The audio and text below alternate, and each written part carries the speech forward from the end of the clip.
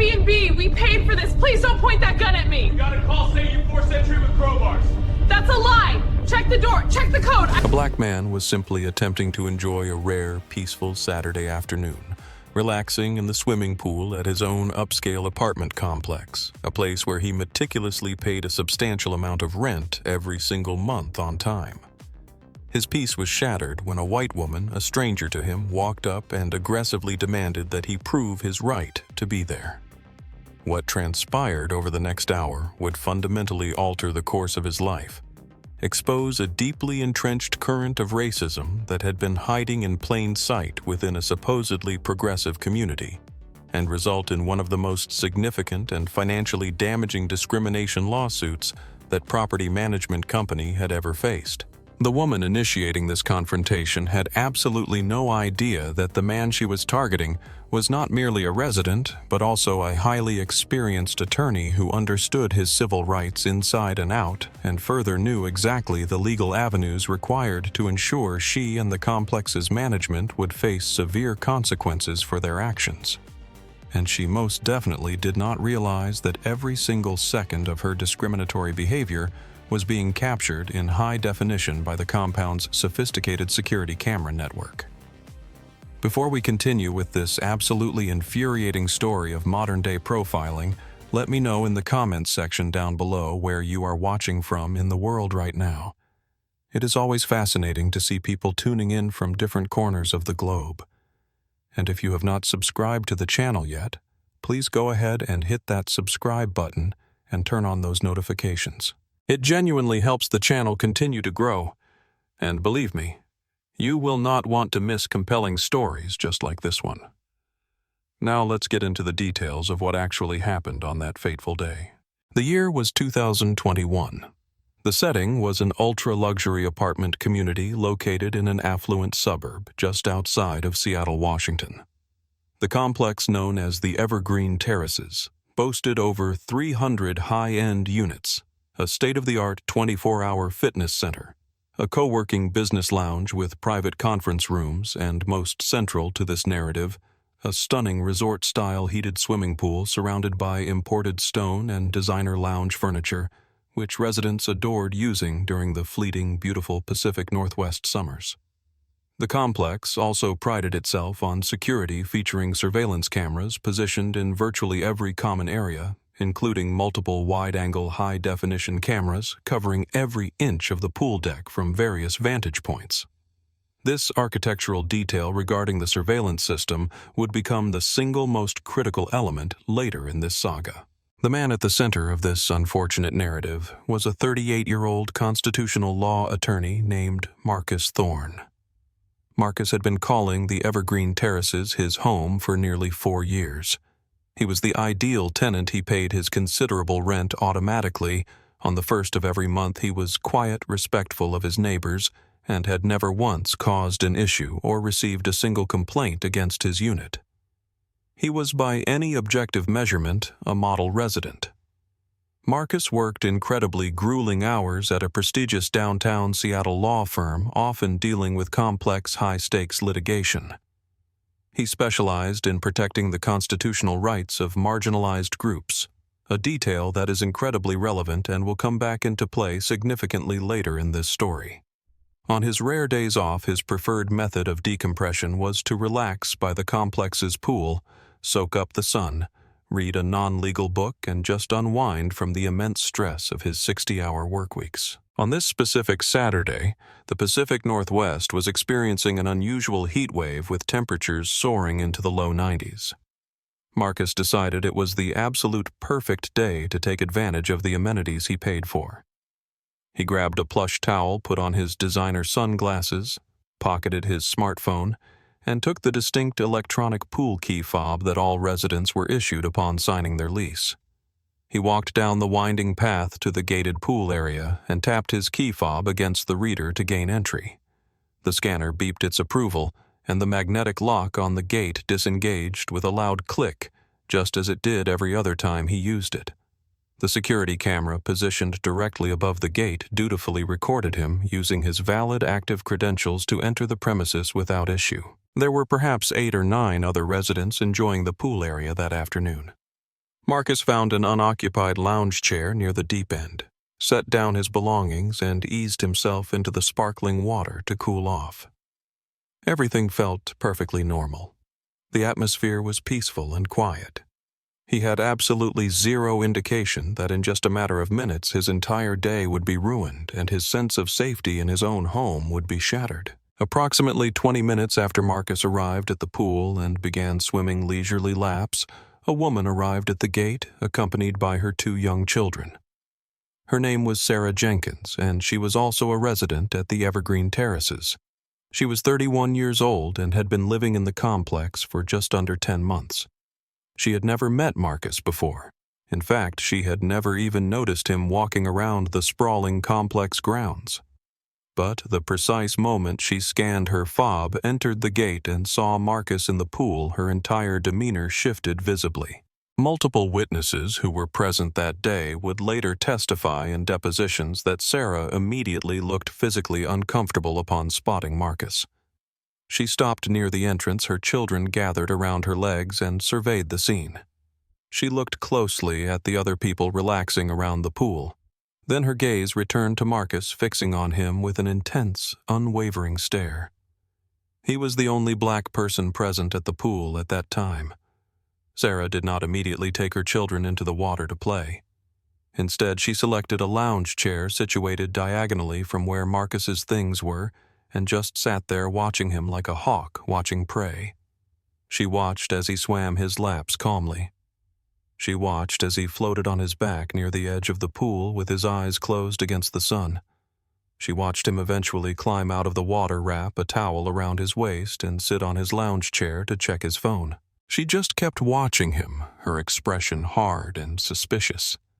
All of this intense monitoring was being silently and clearly captured by the high-definition security cameras positioned around the pool deck. Marcus, despite trying to relax, noticed the intense staring almost immediately. It made his skin crawl and made him feel deeply uncomfortable. But he tried his best to ignore it and focus on his phone. Tragically, he had experienced this specific type of unwelcome scrutiny many times before in his life. As a successful black man in America, moving through affluent spaces that some people felt he didn't belong in, he was sadly accustomed to people looking at him differently, treating his presence as an anomaly or a threat. He tried to brush it off as just another ignorant person and not let it ruin his hard-earned relaxation time. But Sarah was not finished with just watching. After approximately 15 long minutes of staring, she abruptly stood up from her lounge chair, instructed her children to stay put, and walked with determined strides straight over to where Marcus was sitting. What happened next was captured in absolute, irrefutable, crystal-clear detail by the compound's security cameras. That footage would eventually be viewed by millions of people across the globe, becoming a viral symbol of everyday prejudice. Now, before I tell you exactly what Sarah said to Marcus in that moment, I want to pause and ask you a serious question. Have you ever been somewhere you had an absolute, undeniable right to be doing something harmless that you were perfectly entitled to do, and someone approached you and treated you like a trespasser or a criminal? If that has ever happened to you, type the phrase "been there" in the comments section below to show your solidarity. Unfortunately, scenarios like this happen to far too many innocent people every single day. Sarah walked right up to the foot of Marcus's lounge chair, casting a shadow over him, and aggressively asked him if he actually lived at the Evergreen Terraces apartment complex. Marcus, who was already thoroughly annoyed by her quarter hour of intense staring, looked up over his sunglasses and calmly told her, yes, he did reside there. Sarah did not accept this answer. She immediately followed up by asking if he could prove it to her satisfaction right then and there. Marcus was genuinely confused by the audacity of the request. Prove it? Why on earth would he need to prove to a random stranger that he lived in his own home? He had used his assigned electronic key fob to get through the locked security gate. The gate reader had accepted his credentials and granted him entry. In any logical world, that should have been more than enough proof for anyone. But Sarah was clearly not satisfied with logic. She argued back, stating that anyone could manage to get their hands on a key fob, perhaps suggesting he found it or stole it. She claimed that people from neighboring, less affluent communities sometimes snuck in to use their high-end pool amenities. She declared that as a resident, she had a right to know if the people around her actually belonged there. Marcus could have just gotten up, gathered his things, and walked away back to his apartment to avoid the conflict. He could have ignored her completely and gone back to scrolling on his phone, hoping she would give up. But in that moment, he realized he was exhausted. He was tired of being treated like a second-class citizen. He was tired of having his presence questioned. He was tired of people assuming he didn't belong in luxury spaces simply because of the color of his skin. Marcus decided to confront the situation head-on. He looked Sarah directly in the eyes and asked her if she had asked anyone else at the pool that afternoon to prove they lived there. Sarah hesitated for a microsecond before saying no. Marcus then asked her why she was singling him out and only asking him for proof of residency. Sarah flustered slightly and said it was simply because she had never seen him around the complex before. But here is the critical flaw in her logic. There were several other people at that pool that day, whom Sarah had also never laid eyes on before. There was a young white male tech worker type in his mid-20s, typing on a laptop at a table. Sarah had never seen him. There was an older white woman doing water aerobics in the corner, whom Sarah had never encountered. Yet Sarah did not approach them. She didn't demand they prove their right to be present. The only single person in that entire area whom Sarah felt compelled to question and interrogate was Marcus, the sole black person at the pool. Marcus pointed this glaring discrepancy out to Sarah immediately. He asked her point-blank why she wasn't asking the white residents she didn't recognize to prove they lived there. Sarah's face turned a bright, defensive red. She started to backpedal and get loud. She insisted vehemently that this wasn't about race at all. She claimed she was just a concerned resident trying to keep her community safe from intruders. The security cameras recorded every single agonizing moment of this escalating confrontation. They captured Sarah's aggressive, invading body language. They captured her wagging her finger at Marcus. They captured the stunned and uncomfortable faces of the other residents, watching the scene unfold in disbelief. Marcus decided right then that he had enjoyed enough of this treatment. He told Sarah firmly that he was not going to prove a single thing to her, as she had no authority over him. He reiterated that he had used his legitimate key fob to enter the pool area just like every other resident present. He told her that if she truly had a problem with his presence, she was welcome to call complex security or even the local police, but he was absolutely not leaving his spot. And that is exactly what Sarah did. Sarah pulled out her expensive smartphone and immediately dialed the front leasing office of the apartment complex. With a shaky, dramatic voice, she told the leasing agent that there was a strange man at the pool who was refusing to prove he lived there. She claimed she felt unsafe due to his presence and his refusal to comply with her demands. She demanded that someone come down immediately to handle the situation. The staff member at the front office assured her they would send security right away. About 10 long, tense minutes later, a uniformed security guard arrived at the pool gate.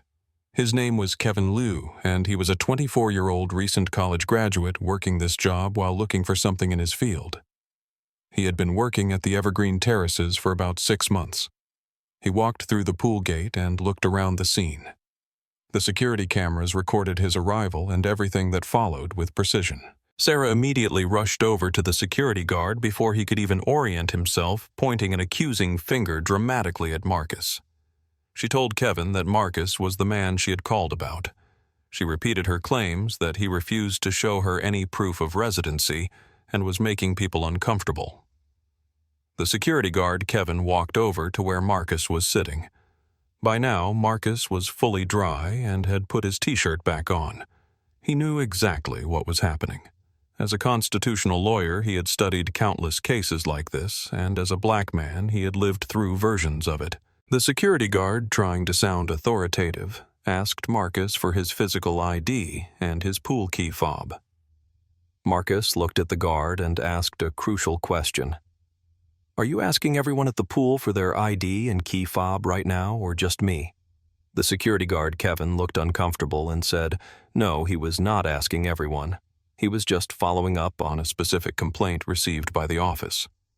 Marcus took a deep, steadying breath.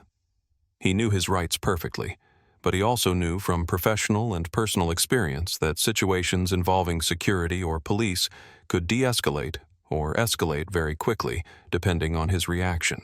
Let me pause here for just a second. Try to vividly put yourself in Marcus's position. You are at your own home's pool relaxing after a hard week. You have done absolutely nothing wrong. A complete stranger harasses you and accuses you of trespassing solely based on your appearance, and now a uniformed guard is demanding you show your papers to prove who you are. How would that make you feel inside? Let me know your thoughts in the comments. Marcus pulled out his own smartphone and calmly started recording a video on his end as well. He wanted his own perspective documented just in case the complex's footage somehow disappeared.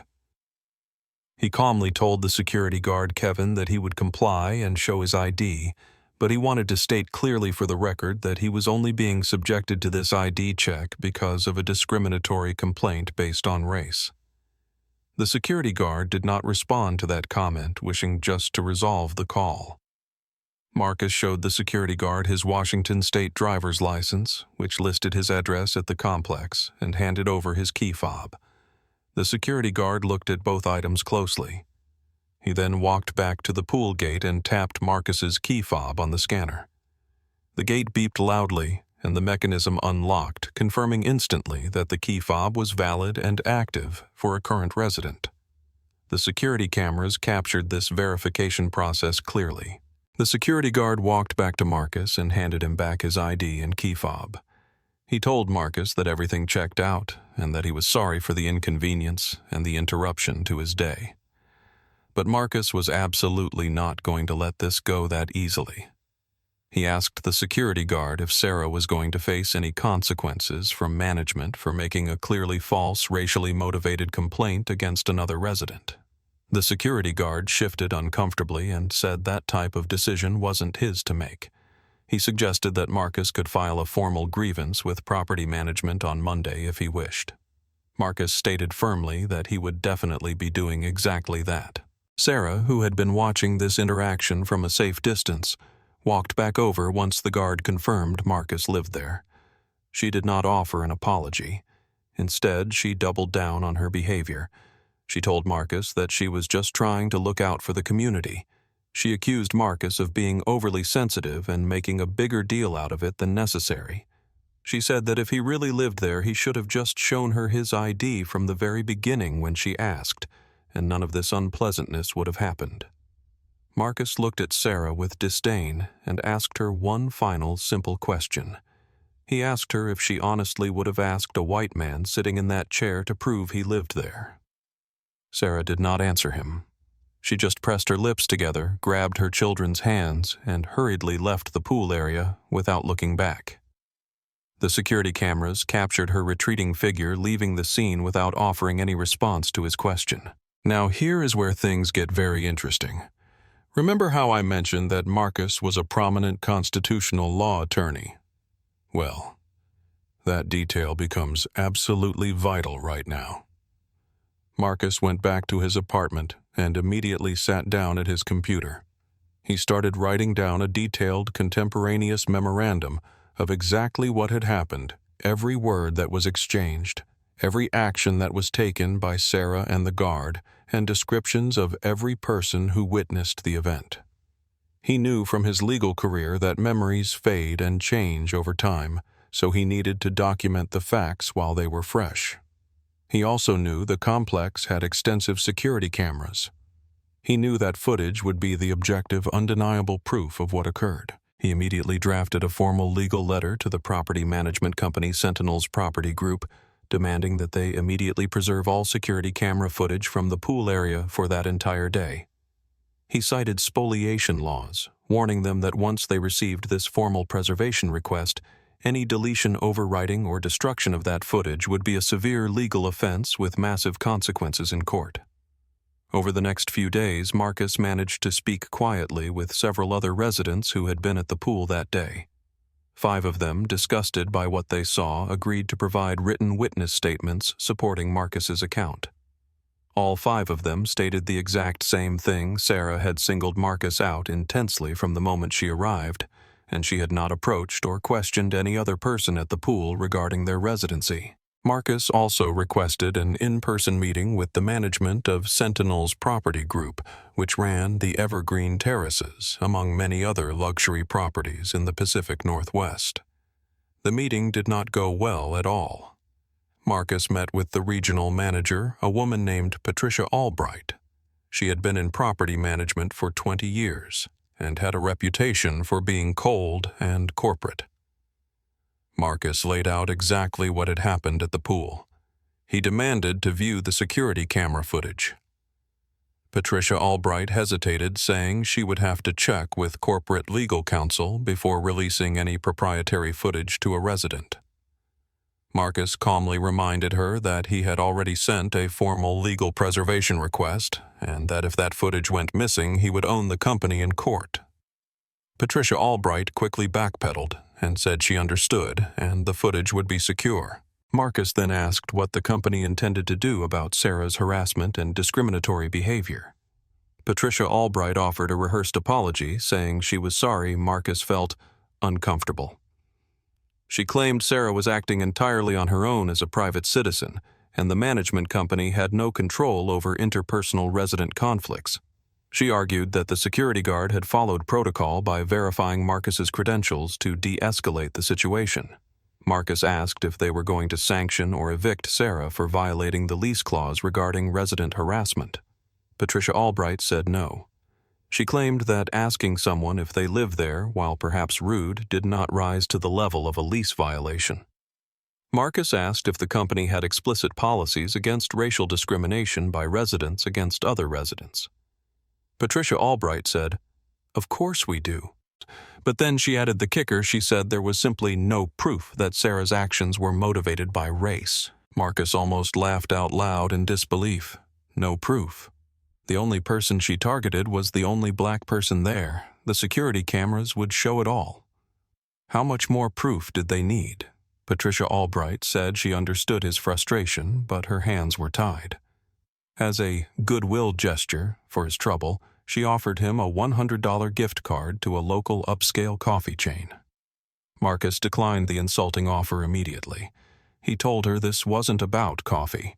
It was about his civil right to exist peacefully in his own home without being harassed. Marcus left that meeting knowing exactly what his next steps would be. Exactly 1 week later, Marcus filed a massive lawsuit in federal court. The lawsuit named Sentinel's property group, Patricia Albright individually and Sarah Jenkins individually as defendants. Marcus was seeking $3 million in compensatory and punitive damages. As part of the initial discovery process of the lawsuit, Marcus's legal team immediately subpoenaed the unedited security camera footage from the pool area. The company facing a federal subpoena had absolutely no choice but to turn it over. When Marcus and his legal team finally sat down to review the footage, they found evidence that was even more damning than they had anticipated. The footage was crystal clear, high-definition video with audio recording capability in certain zones. It showed everything. It showed Marcus using his valid fob to enter. It showed him peacefully swimming and bothering absolutely no one. It showed Sarah arriving and immediately freezing her gaze, locking onto Marcus. It recorded her sitting and staring at him obsessively for 15 minutes. It showed the entire confrontation, capturing her aggressive hand gestures and tone. It recorded the security guard's arrival and the verification process.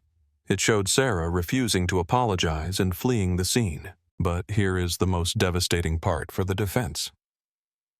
The footage clearly showed Sarah walking right past the young white tech worker and the older white woman doing water aerobics without even glancing in their direction, let alone stopping to interrogate them. It proved beyond any shadow of a doubt to any reasonable person that Marcus was targeted solely and exclusively because of his race. The federal lawsuit alleged several serious counts: First, it alleged severe racial discrimination under the Fair Housing Act, a federal law prohibiting discrimination in housing based on race. Marcus argued Sarah's actions created a hostile housing environment.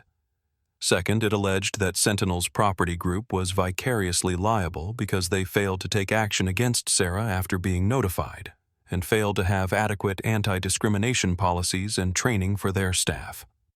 Third, it alleged intentional infliction of emotional distress against Sarah. Marcus argued that being publicly accused of trespassing at his own home caused significant psychological trauma.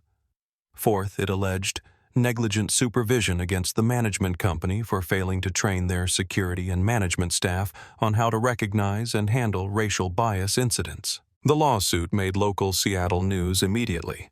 Within days, due to the compelling nature of the camera footage, it was picked up by national news outlets. The security footage was broadcast on cable news networks and spread like wildfire across social media platforms, garnering millions of views and shares. People all over the country were talking about what happened to Marcus. The public reaction was overwhelming condemnation. Comment sections were flooded with support for Marcus and outrage at Sarah and the management company. Thousands of Black people shared their own similar exhausting stories of being questioned in spaces they had every right to be in, using hashtags like #LivingWhileBlack. Sarah Jenkins panicked and deleted all of her social media accounts within 48 hours of the footage going viral. She refused to speak to reporters hiding inside her apartment. She had to hire her own defense lawyer and prepare for a massive legal battle she could not afford. Sentinel's property group released a generic public statement saying they condemned discrimination of any kind and were cooperating with the legal process. But behind the scenes, they were in full-blown crisis mode. As the news spread, other residents of the Evergreen Terraces began to come forward to local media. They stated they had seen similar problematic behavior from Sarah in the past, but hadn't reported it formally. One resident said Sarah had called the police on a Black delivery driver who was waiting in his car for a resident to come down, claiming he looked suspicious. The police arrived, verified he was just doing his job, and left. Sarah faced no consequences for that false report. Another resident said Sarah had complained constantly to management about cooking smells coming from a unit occupied by an immigrant family, complaints that were deemed unfounded. A clear pattern of bias was emerging, and it looked terrible for both Sarah and Sentinel's property group, who appeared to have ignored a known problem tenant. The lawsuit moved into the discovery phase, where both sides exchange evidence and conduct depositions under oath. Marcus's legal team, which now included 2 other senior partners from his firm who volunteered to help, took aggressive depositions from over 25 people. They deposed Sarah Jenkins for 2 grueling days. They deposed Patricia Albright. They deposed Kevin Liu, the security guard. They deposed numerous residents.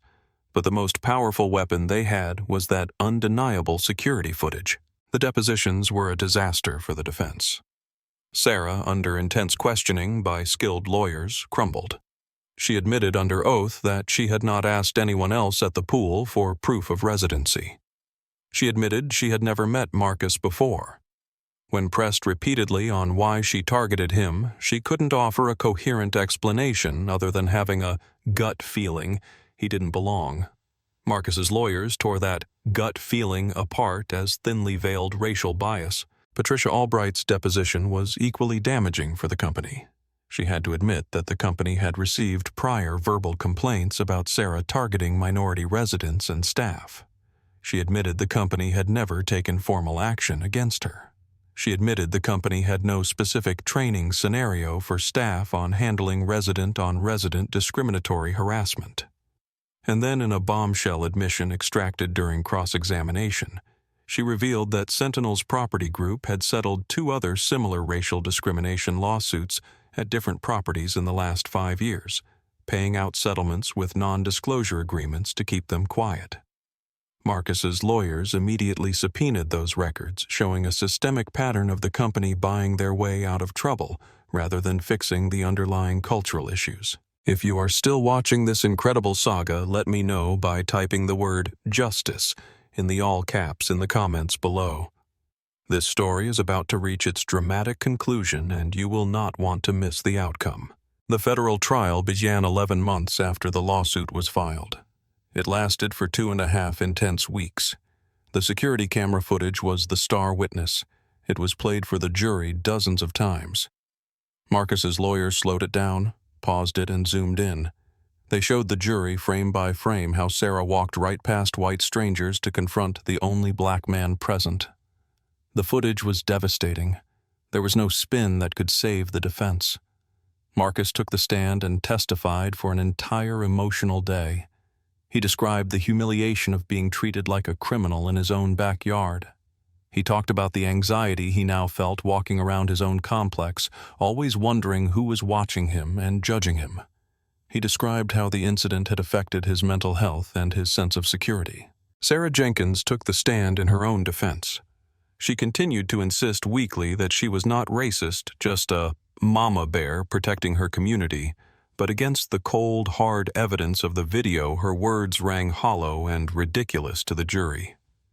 Patricia Albright testified for the company, trying to claim they followed procedure, but the evidence of past ignored settlements destroyed her credibility. The jury deliberated for just over 7 hours before returning with a crushing verdict.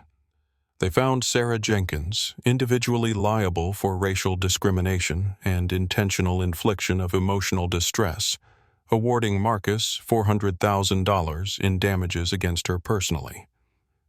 They found Sentinel's property group liable for violating the Fair Housing Act and for negligent supervision, awarding Marcus a staggering $2.5 million in damages against the corporation.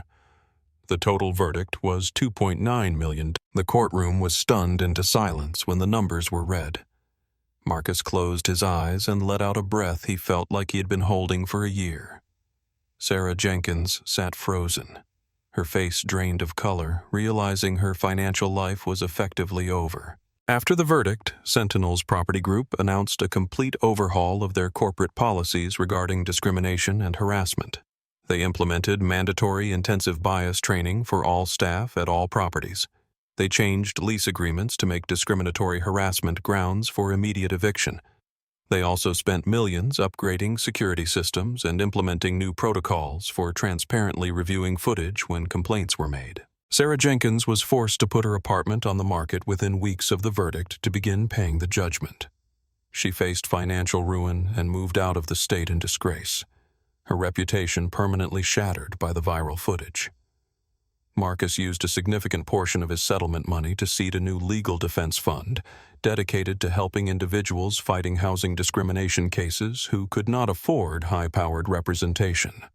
The security camera footage of the incident is now used in law school curriculums and corporate diversity training programs across the country as a prime example of implicit bias in action.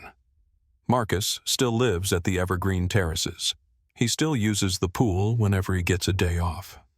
But now when he walks through that gate, nobody dares to question whether he belongs there. This story serves as a powerful reminder that racism does not always manifest as loud slurs or violent acts. Often, it looks like a suburban neighbor politely asking for your ID because you don't fit their preconceived notion of who belongs in their community. It reminds us that these quiet, everyday indignities are just as damaging. But crucially, this story teaches us that in the modern age, objective evidence is the ultimate equalizer. Those security cameras captured the undeniable truth, cutting through denials and excuses. Without that footage, it would have just been another he said, she said situation. But perhaps most importantly, this story is a testament to the power of knowing your rights and refusing to back down when they are violated. Marcus had the knowledge and the courage to fight back, and in doing so, he forced a massive corporation to change its ways and ensured that an individual faced real accountability for their prejudices. If you made it to the very end of this long video, thank you so much for watching. Stories like this are uncomfortable but essential to share. Please hit that subscribe button if you haven't already, leave a comment with your thoughts on this verdict, and share this video with someone who needs to hear this message. I will see you all in the next video.